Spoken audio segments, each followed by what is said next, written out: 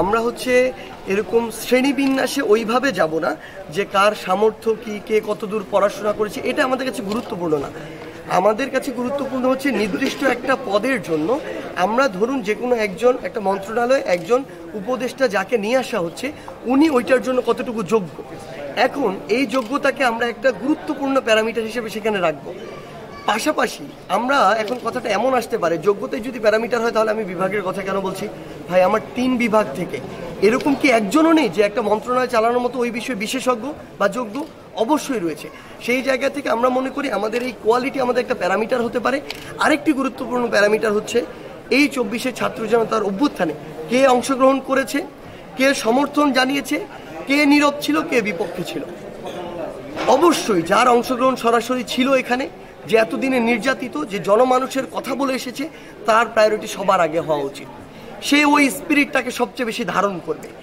এরপরে যেই মানুষটা সামনাসামনি রাজপথে নেমে না হোক, সোশ্যাল মিডিয়ার মাধ্যমে হোক, দেশে থেকে দেশের বাইরে থেকে হোক, সমর্থন জানিয়েছে, ওই সময়ে সৎ সাহসটি দেখিয়েছে, সেই মানুষটার এই জায়গায় প্রতিনিধিত্ব করা উচিত। কিন্তু আমি এই জায়গায় একদম স্পষ্ট করে, ভাই আমরা সরকারের কেউ না, আমরা সরকারের কোনো সুবিধা ভোগ করি না। সরকারের ভালোটাকে ভালো বলবো, সীমাবদ্ধতাকে সরাসরি আমরা কটাক্ষ করব। আমরা আমাদের জায়গা থেকে স্পষ্ট করে বলি, এই জায়গায় এই অন্তর্বর্তীকালীন সরকারে আমরা দেখেছি না এই যে ফারুকিকে, এই ফারুকি কোন সময় বিগত এই 36 জুলাই কোন সময় সরাসরি সরকারের বিপক্ষে গিয়ে এই ছাত্র জনতার অভ্যুত্থানে যারা অংশগ্রহণ করেছে তাদের পক্ষে অবস্থান নিয়েছিল? কখনোই নয়। তিনি তার সময় পুরো সময় ক্ষমতার কাছাকাছি থাকার জন্য যেভাবে তার মতো করে তোষামোদি করা দরকার সেভাবে করেছে। হতে পারে একটা লাইন লিখে, হতে পারে একটা ছবি তুলে, সবাই একই কাতারে ভাই ভাই সহমত ভাই বলে তোষামোদি করবে না। কেউ একটা লাইন লিখে, কেউ একটা শব্দ বলেও তোষামোদি করে। এই ফারুকিরা কিভাবে এই উপদেষ্টা পরিষদে আসে? আমাদের জায়গা থেকে আমরা সেদিনই স্পষ্ট করে বিরোধিতা জানিয়েছি এবং আমরা আমাদের জায়গা থেকে বলি, এরকম নীরব থাকা, কঠিন সময় নিজের গা বাঁচিয়ে চলা লোকদেরকে আমরা উপদেষ্টা পরিষদে দেখতে চাই না। তারা কোনোদিন এই স্পিরিটটিকে ধারণ করতে পারে না। যদি পারতো তখনই তারা তাদের জায়গা থেকে প্রতিবাদ জানাতো। এবং আমরা আমাদের জায়গা থেকে মনে করি যেই মানুষগুলো এই সামগ্রিক অভ্যুত্থানটাকে ধারণ করেছিল, ধারণ করছে এবং স্পিরিটটিকে সামনেও ধারণ করার মতো মানসিকতা রাখে, শুধু তাদেরকে দিয়েই এই অন্তর্বর্তীকালীন সরকার পরিচালনা হওয়া উচিত। যেই ক্ষমতা মানুষকে জনগণ থেকে দূরে সরায় সেই ক্ষমতা আমরা চাই না। আমরা চাই এমন একটি সরকার, এমন একটি ক্ষমতা, এমন একটি পদ যেটি আমাদেরকে জনগণের কাছে নিয়ে যাবে, জনগণের কথা শোনার মতো মানসিকতা তৈরি করবে, জনগণের কাছে জবাবদিহি করার মানসিকতা তৈরি করবে। এই সামগ্রিক জায়গায় অন্তর্বর্তীকালীন সরকার আমাকে হোক, উত্তরবঙ্গের অন্য যে কাউকে হোক, কোয়ালিটির জায়গা থেকে হোক, স্পিরিটের জায়গা থেকে হোক, এই অভ্যুত্থানে নিজের অংশগ্রহণ বা বিশ্বস্ততা পরিচয় বা ওটি ধারণ করার জায়গা থেকেও যদি মনে করে, সেটা আমি ব্যক্তিগতভাবে সার্জিস শুধু নয়, অন্য কেউ যদি মনে করে তাকে ওই জায়গাগুলোতে যোগ্য, সামগ্রিক বিষয়ে যে কাউকে সেই জায়গাটিতে নিতে পারে। এবং আমরা আমাদের জায়গা থেকে মনে করি অবশ্যই প্রত্যেক বিভাগের এক বা একাধিকজন সেই জায়গায় রিপ্রেজেন্টেটিভ থাকা উচিত।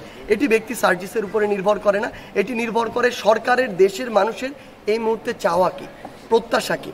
এই জায়গা থেকে যদি প্রত্যাশার সাথে প্রাসঙ্গিক হয়, দেশের এবং দেশের মানুষের কথাকে সামনে রেখে, তাদের চিন্তাকে সামনে রেখে দায়িত্ব নিতে প্রস্তুত। কিন্তু একটা জিনিস একদম স্পষ্ট করে বলি, সেটি হচ্ছে এই অন্তর্বর্তীকালীন সরকারকে সেই আস্থাটিও তৈরি করতে হবে মানুষের প্রতি। এই আস্থাটি যদি মানুষের প্রতি তারা তৈরি না করতে পারে, তাহলে মানুষ কিন্তু ওই যে তাদের প্রতি যে এখন তাকিয়ে রয়েছে, এই তাকিয়ে থাকা থেকে কিন্তু চোখ ফেরাতে পারে। মানুষ এটি করতে পারে সেই জায়গা থেকে। এবং আমার জায়গা থেকে আমি আরেকটি জিনিস বলি, আমাদের ওই মানসিকতা নিয়ে ওই সরকারে যাওয়া উচিত। যেদিন সরকারে যাচ্ছে সেদিন থেকে, যেদিন ওই পদ থেকে সরবে, এই পুরো সময় পরে পুরো বাংলাদেশের ইন্টেলিজেন্স থেকে শুরু করে সকলে যদি তাকে নিয়ে এক প্রকার রিসার্চ করে, কোনোদিন খুঁজে বের করতে পারবে না সে মানুষটা 1 টাকা মেরে খেয়েছে। এই মানসিকতা যার আছে, এই স্পিরিট যে ধারণ করে, সে অন্তর্বর্তীকালীন উপদেষ্টা পদে যেতে পারে।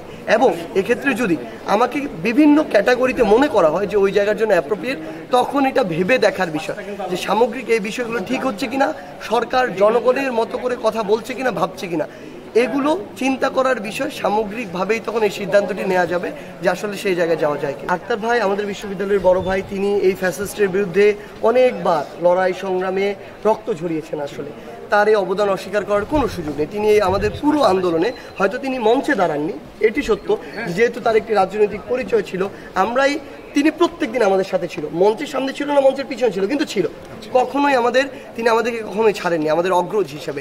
এবং আমি তো বলেছি উত্তরবঙ্গের কোনো একজন রিপ্রেজেন্টেটিভ দিতে হবে তার মানে যে ব্যক্তি সার্জিসকে দিতে হবে, কখনোই এমনটি নয়।